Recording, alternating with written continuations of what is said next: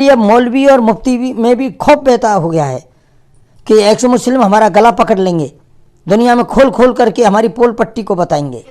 تو سنیے ایکس مسلم سچ والا کی ڈیبیٹ. ساحل، میں ایک کتاب لکھ رہا ہوں، اس کتاب سے اس حوالے پر اب جو پرٹیکولر آپ نے جو کچھ کہا ہے نا، اسی بات پر میں جو ہے اپنی کتاب کا ایک اقتباس، ایک نوٹیشن جو ہے میں آپ کے سامنے پیش کروں گا. جتنے لوگ سن رہے ہیں ذرا غور سے سنیے.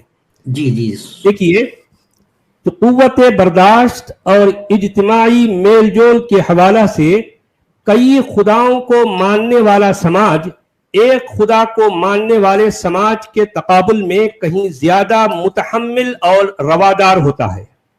جس شہر کو مکہ کہا گیا ہے اس کی بھی لگ بھگ یہی خاصیت تھی. سماجی اور اعتقادی اعتبار سے مکہ دراصل سیکولر سوچ اور فراخ ذہن لوگوں کا شہر تھا. اس شہر کے باشندے آپس میں مل جل کر رہتے، اپنے اپنے خداؤں کو پوجتے اور ان کے لیے نظر و نیاز پیش کرتے تھے.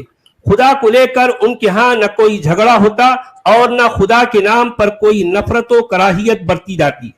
ان میں کا کوئی بھی فرد نہ کسی دوسرے کے خدا کو باطل ٹھہراتا تھا اور نہ کسی دوسرے کے خدا کی تحقیر و تذلیل کرتا تھا.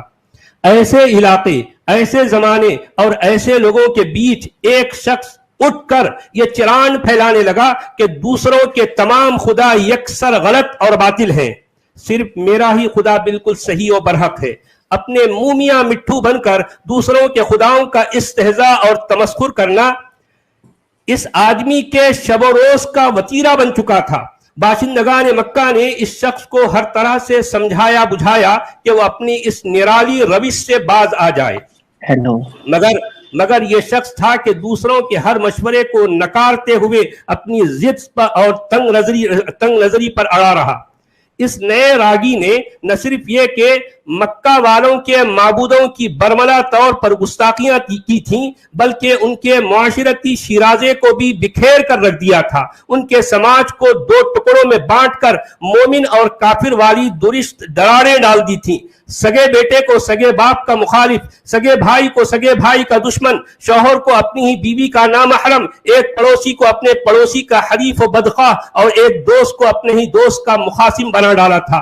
اب ذرا توقف کیجئے اور غور فرمائیے کہ عددی کثرت، اجتماعی طاقت اور زمینی امکانیات کے باوجود مکہ والوں کی بے نظیر حلم و بردباری نہیں تو بھلا وہ کیا تھی کہ وہ لوگ اپنے وسیع المشرب سماج کے ایسے پرخطر اور سنگین مجرم کو بھی 1-2 سال نہیں بلکہ 13 برس تک جھیلتے اور سہتے رہے.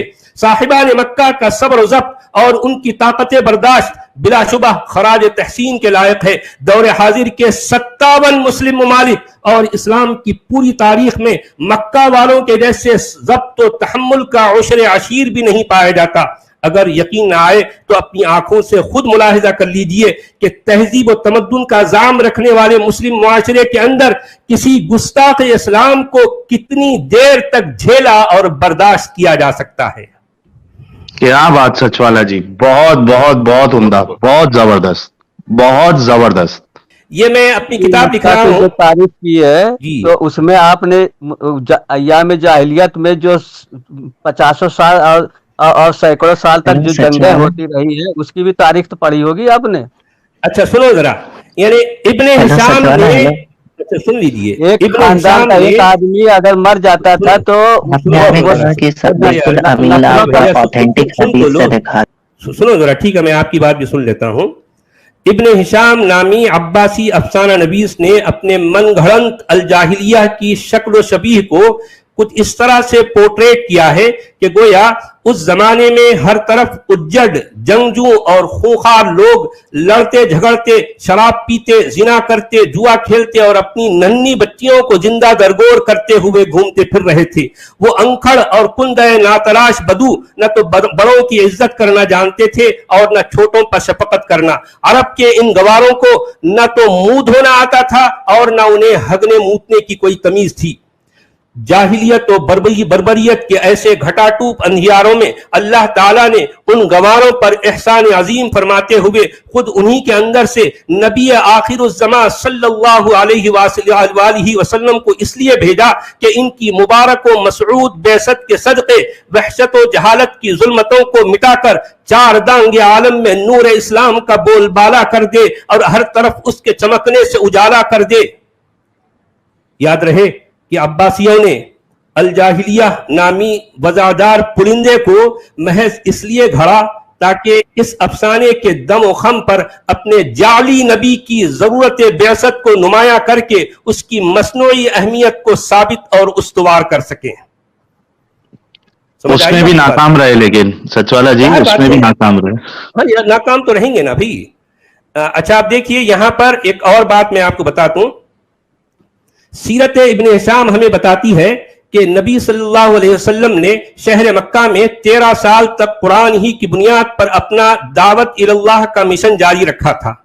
नबी सल्लल्लाहु अलैहि वसल्लम की मुसलसल तगोदो और तवील कोशिशों का माहसल यह था कि महज 86 लोग ऐसे लोग ईमान ला सके जिनमें की अक्सरियत समाज के पिछड़े हुए लुटे पिटे अफराद पर मुश्तमिल थी। गर्जे के कुरान अपने हजारहा दावों और दादखारियों के बावजूद मक्का की अशराफिया और उसके समझदार तबके को अपनी तरफ मुतवज्जह करने में बेनील मुराम रहा। अब यहाँ अकीदत व तकद्दुस की पट्टी उतार कर अगर गौर किया जाए तो कुरानी इबारतों के अंदर अज खुद न कोई तलाकत व बलागत है और न कोई तासीर व खासियत है। इसमें न कोई इल्मियत व मंतकियत है और न कोई विजदानी और रूहानी जाज़बियत है, बल्कि उल्टा उसमें खुराफात व खुजाबलात से भरी कहानियां और असातीरुल अव्वलीन की इयादत व तकरार है। इसीलिए 13 साल की मुद्दत दराज तक कुरानी मज़ामीन न सिर्फ ये कि बेकशिश व गैर मुअस्सर रहे, बल्कि खुद नबी सल्लल्लाहु अलैहि वसल्लम मक्का के अंदर अपनी बोली में भी अपने मुखातबीन अव्वल पर मुस्बत नुकूश डालने और अपने आप को सच्चा नबी मनवाने में सख्त नाकाम रहे। अहले इस्लाम अपना सीना ठोक कर यह दावा करते आए हैं कि कुफ्फार व मुशरिकीन मक्का बेअसत से पहले उनके मज़ऊमा नबी को अस्सादिक अल अमीन कहा करते थे। हालांकि उनके इस दावे की न तो कुरानी नुसूस से कोई तौसीक होती है और न यह दावा किसी सही हदीस के जरिए पाया या सबूत को पहुंचता है, बल्कि उसके बरखिलाफ ऐसी रिवायतें पाई जाती हैं जिनमें कुफ्फार व मुशरिकीन मक्का ने नबी सल्लल्लाहु अलैहि वसल्लम को मुजम्मम, सुकम बिन अब्दुल्लाह और इब्ने अबी कबशा जैसे तंजिया और इस्तेहजाइया कलिमात से मुलक़ब किया है। मजीद बरा खुद कुरान की सूरत अल मोमिनून की आयत नंबर 38 इन हुआ इल्ला रजुलुन इफ्तरा अलल्लाहि कज़िबन वमा नहनु लहु बिमुमिनीन से तो उल्टा ऐसी मुतनाक़िज़ खबरें मिलती हैं कि कुफ्फार व मुशरिकीन मक्का ने नबी सल्लल्लाहु अलैहि वसल्लम को काज़िब और मुफ्तरी अलल्लाह समझा था, और वो लोग नबी सल्लल्लाहु अलैहि वसल्लम को मसहूर, मजनून, मतऊन फिन नसब और बनु अब्दुल मुत्तलिब का पालकड़ा कहते थे। खैर, किस्सा मुख्तसर ये कि नबी सल्लल्लाहु अलैहि वसल्लम की 13 बरस की लगातार जुस्तजू और अंतक काविशों के बावस्फ इत्माम हुज्जत हो ही नहीं पाया और मंतिको इस्तिदलाल की बेलाग अदालत में मक्की कुरान अपना उलूहियती मुकद्दमा बुरी तरह हार चुका था। तभी तो ऐसी हजीमत और इस कदर पशेमानी के बाद नबी सल्लल्लाहु अलैहि वसल्लम के पास कोई दूसरा रास्ता था ही क्या सिवाय इसके कि वो अपने आबाई शहर को छोड़कर दबे पांव निकल पड़े। इसी कजिया व नालिश को इब्न हिशाम जैसे मुजव्विर व मुल्तबिस ने गालिबन हिजरत का टाइटल दे दिया है। अरे भाई, जाहिर है मक्का के लोग बाग किसी खुद साख्ता बनी इस्माइली शख्स को खुदा का सच्चा नबी आखिर कैसे मान लेते जिसके पास अपने दावे नबुवत की तायीद और तरफदारी में मुतलकन कोई रोशन दलील पाई न जाती हो। मक्का वालों के पहम तकाज़ों यानी नबी के दावे नबुवत के सच्चा होने पर लगातार सबूत मांगते जाने के बावजूद सबूत फराहम करने के बजाय निहायत भोंदे अंदाज में मक्का वालों को टरखा दिया गया था। दरहाले के इसी कुरान के अंदर बनी इसराइली नबियों को दम बदम मौजज़ात से भी नवाजा गया है और उन्हें बराहीन कातिया भी अता किए गए हैं, जबकि इस बनी इस्माइली नबी के पास अपनी ताईद और नुसरत में सिरे से न कोई मौजज़ा था और न कोई बुरहान कातिअ पाया जाता था। जी जनाब। सचवाला जी, बहुत बेहतरीन अंदाज में आपने ये लिखा है, और मैं जान सकता हूँ ये कभी तक कंप्लीट होगी आपकी बुक?